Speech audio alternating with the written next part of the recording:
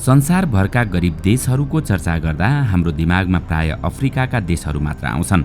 हामीलाई लाग्छ कि अफ्रिकी देशहरू संसारका सबैभन्दा गरिब देश हुन्। तर संसारको सबैभन्दा ठूलो अर्थव्यवस्था भएको अमेरिकाको छिमेकी ल्याटिन अमेरिकी देशहरू संसारका सबैभन्दा गरिब देशहरूमध्ये पर्दछन् भन्ने सुन्दा तपाईहरूलाई पनि अचम्म लाग्न सक्छ। ल्याटिन अमेरिकाका धेरै देशहरू अफ्रिकाका देशहरूभन्दा पनि गरिब छन्। यी देशहरूका 90% भन्दा बढी जनसङ्ख्या गरिबीमा बाँचिरहेका छन्। हुन त ल्याटिन अमेरिकाका देशहरूमा प्रशस्त प्राकृतिक स्रोतहरू नभएका होइनन्, तर पनि यहाँ डरलाग्दो गरिबी छ। भेनेजुएलासँग विश्वको सबैभन्दा ठूलो तेल भण्डार छ, तैपनि ल्याटिन अमेरिकाको यो देश विश्वका 10 गरिब देशहरूमा पर्दछ। आज ल्याटिन अमेरिकाको देश भेनेजुएलाले आफ्नो देशको घट्दो मुद्रालाई सम्हाल्न 1 लाखसम्मका नोट छाप्ने घोषणा गरेको तथ्यबाट यी देशहरूमा गरिबी र भोकमरीको अनुमान लगाउन सकिन्छ। त्यसैगरी धेरै ल्याटिन अमेरिकी देशहरूको अवस्था यति नाजुक छ कि यहाँ 1 किलो चामलको मूल्य 52,000 रुपियाँसम्म पर्छ। आखिर यी देशहरूलाई अचानक त्यस्तो के भयो जसले गर्दा आज यिनीहरू चरम गरिबीसँग सङ्घर्ष गरिरहेका छन्?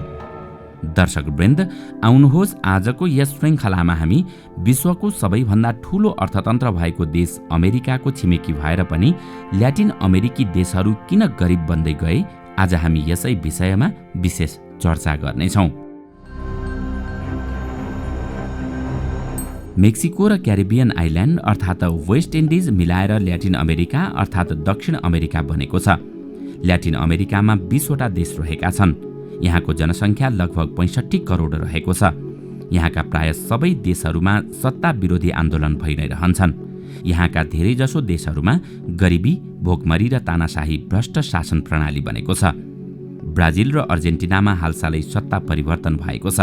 यी जस्तै ल्याटिन अमेरिकाका केही देशको अर्थव्यवस्था अन्य देशहरूको तुलनामा अलि मजबुत छ, तर बाँकी ल्याटिन अमेरिकी देशहरूको अर्थव्यवस्था नाजुक बन्दै गइरहेको छ।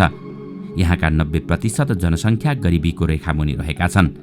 त्यहाँका 85% जनसङ्ख्या त अत्यधिक गरिबीसँग लडिरहेका छन्।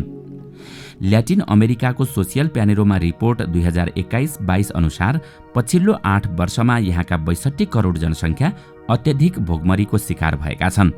यहाँका 2 करोड 4 लाख जनसङ्ख्याले गरिबीको सामना गरिरहेका छन्। यति मात्रै होइन, ल्याटिन अमेरिकी देशका मानिसहरूको दैनिक प्रतिव्यक्ति खर्च $1.90 रहेको छ। अमेरिकासँग सिमाना जोडिएको ल्याटिन अमेरिकी देश मेक्सिको अमेरिकाको सबैभन्दा गरिब देशमा गनिन्छ। अमेरिका र मेक्सिकोको सिमानामा नोग्लेस नामक सहर रहेको छ। यहाँ बस्ने सबै मानिस एउटै भाषी र एउटै संस्कृतिका छन्, तर यो सहरको एउटा भाग अमेरिकामा पर्छ भने अर्को भाग मेक्सिकोमा पर्छ। अमेरिकी भागमा परेको भागका 97% मानिस ग्रेजुएट छन्, तर मेक्सिकोको भागमा रहेको क्षेत्रका जम्मा 6% मानिस मात्रै स्कुल गएका छन्। त्यहाँ अमेरिकी भागमा बस्ने मानिसको आय मेक्सिकोमा रहने मानिसको भन्दा 20 गुणा बढी छ। यस्तै मेक्सिकोको क्षेत्रमा अपराधको दर 86% रहेको छ, जबकि अमेरिकी क्षेत्रमा यसको दर मात्र 0.8% रहेको छ। यही तथ्याङ्कबाट यहाँको अवस्था स्पष्ट हुन्छ। आखिर यहाँ यस्तो असमानता किन छ त? अनि यहाँका देश यति धेरै गरिब कसरी भए? यसका धेरै कारणहरू छन्। यहाँका धेरै देश लामो समयसम्म युरोपियन देशको शोषणको शिकार भएका थिए। अर्कोतिर अमेरिका युरोपियन देशबाट चाँडै स्वतन्त्र भएको थियो। त्यसकारण युरोपियनहरूले अमेरिकालाई त्यति धेरै लुट्न पाएनन्। उनीहरूले अमेरिकाको धेरै प्राकृतिक स्रोतको दोहन गर्न पाएका थिएनन्। अर्कोतर्फ ल्याटिन अमेरिकाका सबै देश 20औं र 21औं शताब्दीमा आएर मात्रै स्वतन्त्र भए, अर्थात् युरोपियनहरूले ल्याटिन अमेरिकालाई धेरै लामो समयसम्म लुटे। यति मात्र होइन, युरोपियनहरूले ल्याटिन अमेरिकाका धेरै प्राकृतिक साधनको दोहन गरेर त्यहाँका सबै घरेलु उद्योग नष्ट गरिदिएका थिए। धेरै अध्ययन अनुसार जातीय प्रणाली पनि यहाँको गरिबीको मुख्य कारण हो। यहाँको कास्ट सिस्टम पनि हिन्दूहरूको जस्तै वर्ग विभेद गर्ने प्रणाली थियो। त्यहाँ पनि जातीयताका आधारमा मानिसहरूलाई सामाजिक वर्गमा विभाजन गर्ने गरिन्थ्यो। कुन जातिले कुन काम गर्न पाउने र कुन जातिले कुन जातिसँग मात्रै विवाह गर्न पाउने भन्ने बन्देज लगाइएको थियो। उच्च वर्गका मानिसहरूले निम्न वर्गका मानिसलाई गुलाम बनाएर राख्ने गर्दथे। यी दास अर्थात् गुलामहरूलाई स्वतन्त्र हुने कुनै अधिकार थिएन।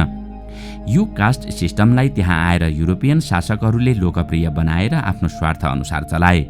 उनीहरूले त्यहाँका केही सीमित उच्च वर्गसँग मिलेर बहुसंख्यक निम्न वर्गको शोषण गरे। त्यसकारण आज पनि यहाँ गरिबीको असमानता स्तर प्रष्ट देखिन्छ। ल्याटिन अमेरिकी देशहरूबाट फ्रान्सका सैन्य शासक नेपोलियन बोनापार्टले स्पेनको शासन बल प्रयोग गरेर फ्याँकेका थिए। त्यति बेलादेखि अहिलेसम्म पनि ल्याटिन अमेरिकी देशहरूमा सत्ता प्राप्त गर्ने यही प्रचलन चलिआएको छ। यहाँ सत्ता प्राप्त गर्नका लागि हिंसाको बाटो प्रयोग गर्ने गरिन्छ। यसकारण धेरैजसो ल्याटिन अमेरिकी देशहरूमा अहिले पनि तानाशाही सरकार रहेका छन्। तिनीहरूमध्ये भेनेजुएला, मेक्सिको जस्ता देश प्रमुख हुन्।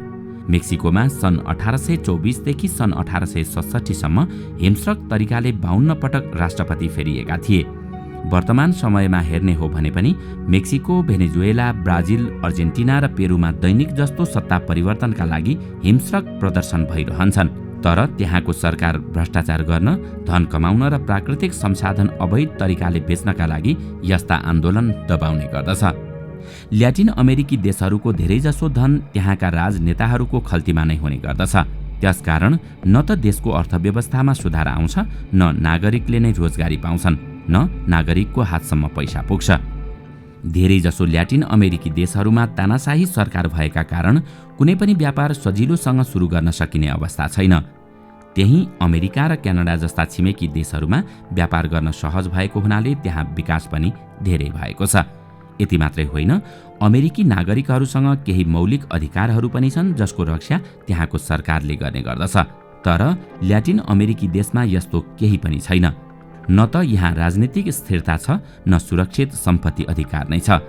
त्यसकारण ल्याटिन अमेरिकी देशका सरकारहरूले कुनै पनि समयमा नागरिकको सम्पत्ति हडप्न सक्छन्। अर्को कुरा, यहाँका देशहरूमा कुनै ठूलो व्यापारिक संस्था वा कम्पनी स्थापना हुन सकेका छैनन्। उद्योग धन्दा नभएका कारण रोजगारी पनि छैन। यही कारण यहाँ गरिबी समाप्त हुने कुनै लक्षण नै देखिएको छैन। धनको असमान वितरण पनि यहाँको गरिबीको अर्को प्रमुख कारण हो। धनको असमान वितरणको मामलामा यहाँका देश विश्वका मुख्य देशहरूमा गनिने गर्दछन्। यी देशका सहरहरूमा ठूला ठूला बंगला गाडी देखिन्छन्, तर त्यसको अर्कोपट्टि सुकुम्बासी बस्ती रहेका छन्। ल्याटिन अमेरिकाको सम्पूर्ण सम्पत्तिको 80% धन 3-4% मानिससँग मात्र रहेको छ। तिनीहरूमा धेरैजसो राजनेता र ड्रग माफिया रहेका छन्। केही लोकतन्त्रवादी संस्था तथा अन्वेषकहरू भने ल्याटिन अमेरिका अहिलेसम्म पनि यति गरिब हुनुमा अमेरिकालाई दोषी मान्छन्। उनीहरूका अनुसार अमेरिकाले त्यहाँका भ्रष्ट राजनेता, ड्रग माफिया, आतंकवादी संगठन तथा उग्रवादीहरूलाई सहयोग गर्दै आएको छ। यसरी अमेरिका ती देशहरूलाई आफ्नो नियन्त्रणमा राख्न चाहन्छ। उदाहरणका लागि संसारको सबैभन्दा ठूलो तेलको भण्डार भएको देश भेनेजुएलालाई नै लिन सकिन्छ। यहाँका 90% भन्दा धेरै जनसङ्ख्या गरिब छन्। यसको सबैभन्दा प्रमुख कारण अमेरिकाले भेनेजुएलामाथि लगाएको प्रतिबन्ध नै हो।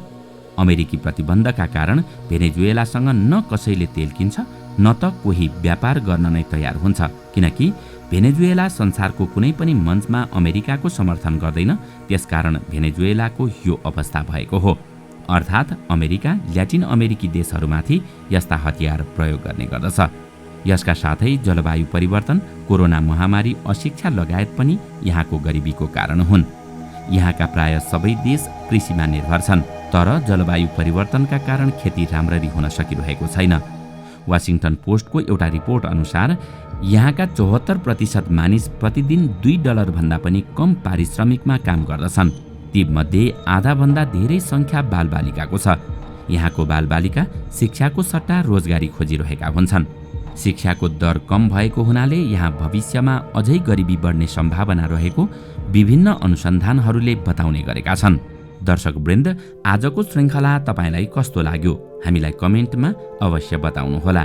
साथै आजको श्रृङ्खला तपाईलाई राम्रो लाग्यो भने लाइक तथा शेयर गरी हाम्रो च्यानललाई सब्स्क्राइब गर्न नभुल्नुहोला र साथमा रहेको बेल आइकन पनि थिच्नुहोस् ताकि हामीले अपलोड गर्ने नयाँ भिडियोको जानकारी सबैभन्दा पहिला तपाईलाई प्राप्त होस्।